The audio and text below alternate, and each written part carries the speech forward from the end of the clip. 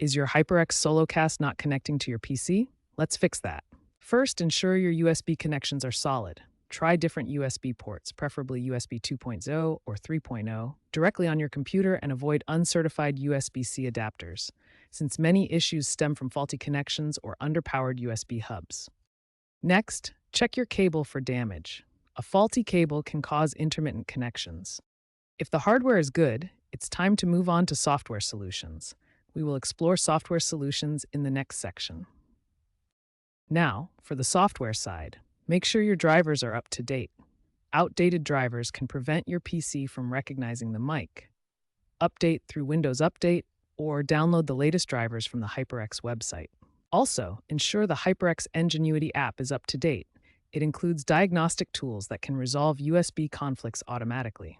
As of late 2025, version 2.5 includes automated diagnostic tools. Finally, check for conflicts with antivirus software, which can sometimes block USB access. By systematically checking both hardware and software, you should be able to get your HyperX SoloCast working perfectly.